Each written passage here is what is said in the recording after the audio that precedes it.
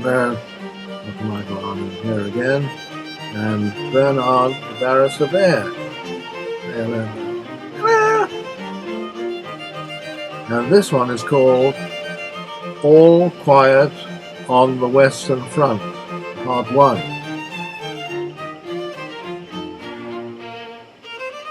Now, there's a new film out called that, based on a novel written originally in German in 1929,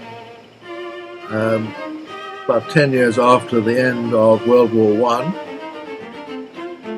This is, if I'm right, the second movie made on the basis of that extremely popular novel. It's an anti-war book, an anti-war movie. Why the popularity? Well, I've got to ask the question, why have modern wars been so much bloodier than any previous wars? Technology? Well, Bernard, of course, is right in saying that military technology has advanced to the stage where destruction is easier and more wholesale than ever before. But I think it's the other way around. I think the advances in technology, military technology, are the result rather than the cause of these bloodier wars. Technology developed to keep pace with demand. And the question is, why was there this demand? It's a more deep-seated reason, I believe, namely, strangely, perhaps, ironically, perhaps, the rise of popular government, or government claimed to be popular, or democracy, so-called. Why is that so surprising? I don't think it's an accident that this succession of bloody wars began with the French Revolution, which introduced the so-called levée-en-masse, or basically the nation under arms. Prior to that, armies were largely made up of professional soldiers whose loyalty to the flag under which they were fighting was far from total. Well, the soldiers often were of different nationality entirely from the country that they were supposedly fighting for.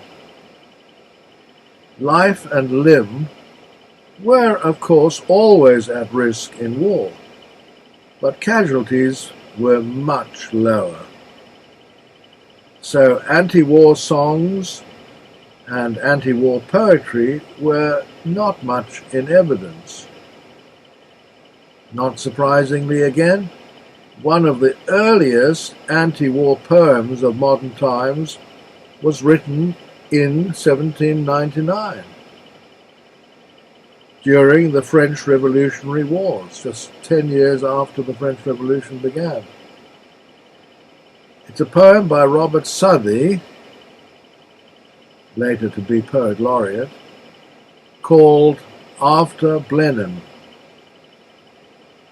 referring to the Battle of Blenheim of nearly a century earlier, 1704.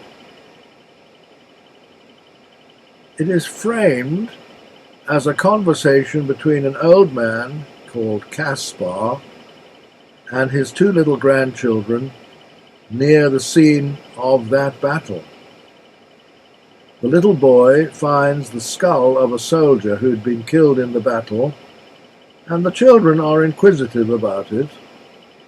Old man Kaspar is unable to satisfy their questions about the battle beyond repeating the unintentionally ironic refrain, "But 'twas a famous victory."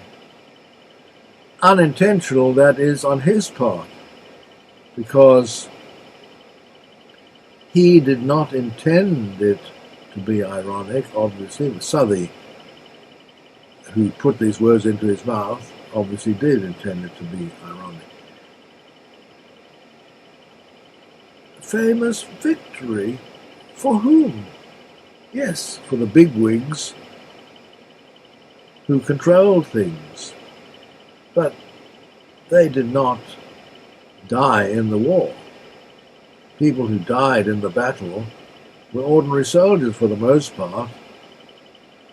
What benefit did they get? Obviously none. And what about those who survived even? What benefit was it to them? What emerges is the futility and pointlessness not only of this particular battle, but also of war in general. What has this to do with all quiet on the Western Front? Just this, that World War I, the setting of that book and movie, was the bloodiest and most senseless and most avoidable, I would say, pretty well, of all time. It is also no coincidence that it occurred just when the West was supposedly becoming democratic, which enabled those in power to cajole young men into believing that placing their lives at risk for king and country, as was always said, was in their own interest. They were fighting for their own future, the future of their families, and of course for their country's future, which is all a myth. That brings us to the question of human rights. There is no right more sacred than the right to life. But conscription laws that force young men, and sometimes women as well, but mostly young men, to enlist in the army, those laws deprive them of that right to life. You're giving up your life to your country. What does that mean? To the people who control your country, people in power. You're giving up your right to life to those people. That's what it boils down to. Conscientious objection? As always, Bernard has a very pertinent remark. Yes, you can be a conscientious objector, but that today is much more well recognized than ever before. But if you go back 100 years, if you go back to World War I, it wasn't easy to claim to be a conscientious objector. It had to be on religious grounds only.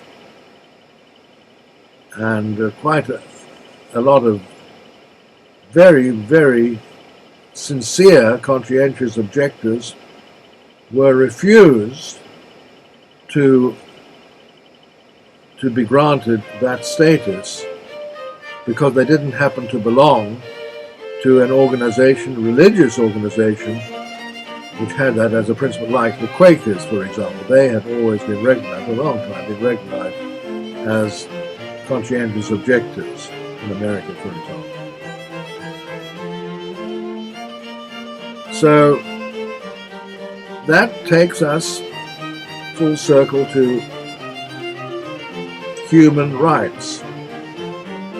And in the next video, I will say more about this actual film, All Quiet on the Western Front.